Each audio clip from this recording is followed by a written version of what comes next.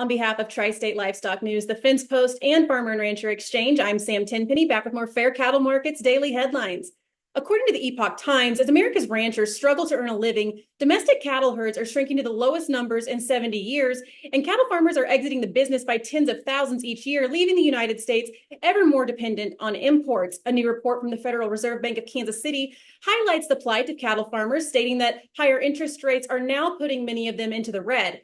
Ranchers say escalating loan expenses are just one of several factors driving them to sell off their herds, which may herald even higher beef prices for consumers in the years to come. Rather than borrow to invest in new herds, many ranchers are opting simply to sell off their cattle. While cattle prices are currently at normal highs for farmers, prices were also high back in 2014, spurring many ranchers to borrow money and expand their herds in expectation of profitable years to come. However, what happened next was a flood of imports from Mexico and Brazil that hit the market starting in 2015, driving down prices and putting many American farmers into the red, according to a report by Ohio State University. Ranchers refer to that period of selling into an oversaturated market with prices plummeting as trying to catch a falling knife.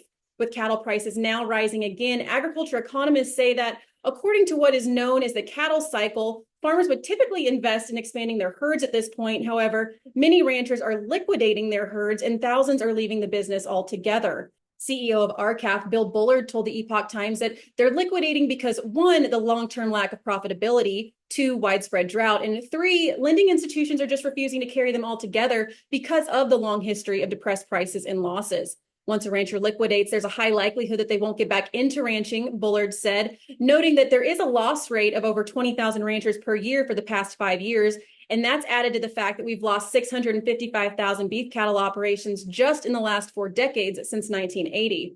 Consumers have already seen beef prices skyrocket since 2020 and will likely see more of that in the months to come, as the average price of ground beef rose to $5.50 per pound as of June from about $3.80 per pound back in 2020. A January market report by agriculture economists at the University of Georgia predicts that beef prices will continue to rise through 2024 due to tighter supplies going forward, which would suggest that prices are going to remain elevated for the next several months.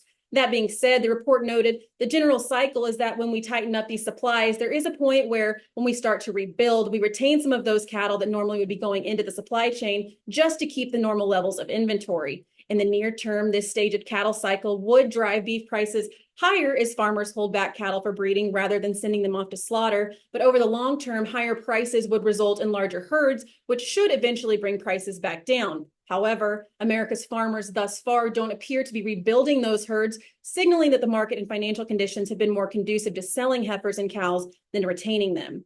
When this wave of selling passes, depleted inventories could result in even greater shortages and additional spikes in the cost of beef, likely increasing America's dependence on beef imports. While the United States is still the world's largest producer of beef, it has also become a net beef importer. Imports have typically been lower grade frozen meats for blending into ground beef, shipped from Brazil, Australia, and New Zealand. More recently, however, imports of higher quality fresh cuts from Canada and Mexico have also seen an increase. American ranchers successfully lobbied back in 2002 to get mandatory country of origin labels placed on beef packaging.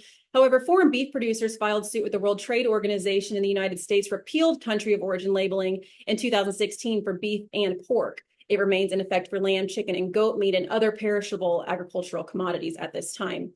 Competition from imports have put added pressure on prices and profit margins for American ranchers, and recent interest rate hikes have now put many ranchers into the red. While nominal prices for beef this year are at the highest in a decade, farmers' costs are also at historical highs. When higher interest rate expenses are added in, there is often no profit left for these ranchers. Raising cattle is unique among animal farming because of the length of time required for cows to reach maturity and become marketable, all of which must be financed and often through operating credit lines.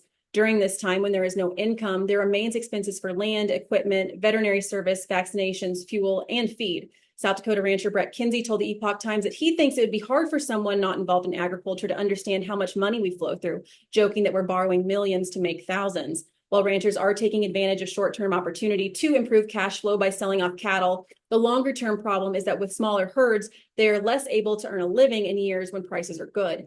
An additional concern for ranchers is that consumers shift their buying habits as beef becomes less affordable. Many market watchers say the consolidation of food production into an ever smaller number of farmers and meat processors, coupled with an increasing dependence on imports, creates food security risks for the United States.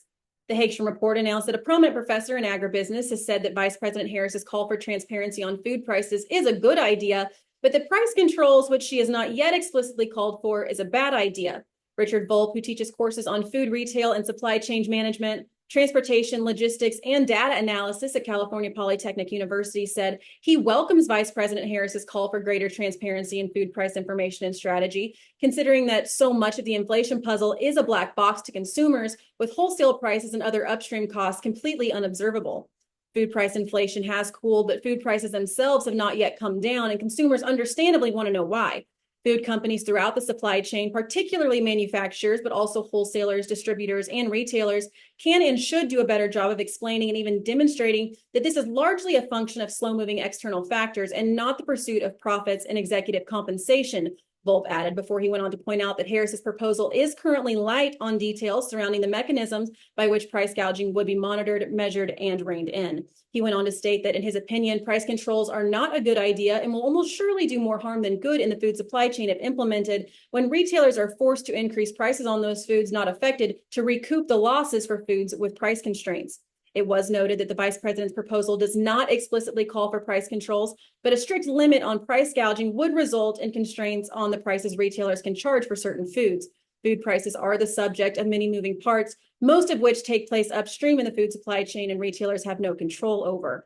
In the interview, Volpe said that consolidation is not the major reason groceries are more expensive, but that the pain points in the food industry that consumers don't see start with transportation and continue on with severe weather and labor costs. The Hagstrom report announced the House passed the Protecting American Agriculture from Foreign Adversaries Act last week with a vote of 269 to 149. The bill adds the Agriculture Secretary to the Committee on Foreign Investment in the United States for transactions including land, biotechnology, transportation, storage, and processing. It also requires the Secretary to report any transaction that may be considered a threat to national security. Representative Newhouse said in a news release that the United States took a stand against one of our greatest foreign adversaries, the Chinese Communist Party, as they've been quietly purchasing American agriculture land at an alarming rate, and this bill is a crucial step towards reversing that trend. We know the USDA's foreign purchase tracking is wildly flawed, and by adding the Secretary of Agriculture to the Committee on Foreign Investment in the United States, we can begin to correct that course. Food security is national security, and it is incumbent upon us to keep our adversaries far away from the lands that feed our country and the world. Senator Mike Braun and others have introduced a companion measure in the Senate. According to Tri-State Livestock News, over 2,000 Australian farmers gathered in front of the nation's Parliament House in Canberra to voice their anger over a number of the Labor government's rural policies. It may not have been on the same scale as previous farmer protests with over 40,000 people back in the 1980s, but the message to the government was just as clear. Organized by the National Farmers Federation, farmers attended from most of the country's states, some taking several days to make the long journey from Western Australia and the Northern Territory. Their gripes with the Albanese-led government included the banning of live sheep exports, the restriction of water rights, and renewable energy policies, to name a few. Ahead of the protest, a truck and tractor convoy shaked around the Parliament area before a number of influential speakers from a variety of farming bodies sent a clear message to policymakers as to how incomes are being impacted. They said that farmers do not feel like they are being listened to and that their voices are being drowned out by activists with anti-farming agendas. However, there was generating anger and frustration among the farmers because no one from Prime Minister Anthony Albanese's government, especially the federal agriculture minister, Jude Collins, turned up to hear these farmers. The National Farmers Federation president took the stage and commented that as proud farmers that look after more than 55% of the nation's land, they deserve to be respected but feel like they are getting stiffed. He added that they met with Prime Minister Albanese and made it very clear that the farmers do not agree with the decision to ban live export of sheep and that farmers need to be key stakeholders at any policy negotiating table. He went on to highlight how activists are having such an influence sending anti-farming agendas to the government when the farmers and producers should be setting the policy because they are the interface between the environment and the consumers, claiming that the reality is we stand between prosperity and the starvation of this nation. This protest in Australia continues a wave of similar discontent from farmers across Europe, also fed up by government policies imposing environmental regulation, extra red tape, and higher production costs. The Hagstrom report announced the United States Agriculture Department's Food Safety and Inspection Service released an updated guideline that makes recommendations to strengthen documentation that supports animal raising or environment-related claims on meat and poultry product labeling. USDA also released a Federal Register notice on the subject and said it will take public comments for 90 days once it is published. Agriculture Secretary Tom Vilsack stated the USDA continues to deliver on its commitment to fairness and choice for both farmers and consumers, and that means supporting transparency and high-quality standards. These updates will help to level the playing field for businesses who are truthfully using these claims and ensure people can trust the labels when they purchase meat and poultry products. USDA said that animal raising claims such as raised without antibiotics, grass-fed, and free-range, as well as environment-related claims such as raised using regenerative agriculture practices and climate-friendly, are voluntary marketing claims that highlight certain aspects of how the source animals for meat and poultry products are raised or how the producer maintains or improves the land or otherwise implements environmentally sustainable practices.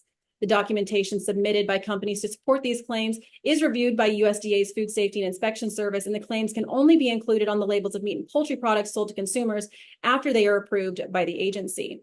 In the updated guideline, FSIS strongly encourages the use of third-party certification to substantiate animal raising or environment-related claims, as both help to ensure that such claims are truthful and not misleading by having an independent organization verify that their standards are being met on the farm for the raising of animals and for environmental stewardship. The revised guideline also emphasizes more robust documentation for environment-related and animal raising claims, recommending that establishments using negative antibiotic claims, such as raised without antibiotics or no antibiotics ever, implement routine sampling and testing programs to detect antibiotic use in animals prior to slaughter or obtain third-party certification that does include testing. USDA said that a study of liver and kidney samples for veterinary drugs found antibiotic residues in approximately 20% of those samples tested from the raised without antibiotics market, and added that the action FSIS is taking through the publishing of this guidance addresses these concerning findings and makes clear that FSIS will take enforcement action against any establishments found to be making false and misleading negative antibiotic claims.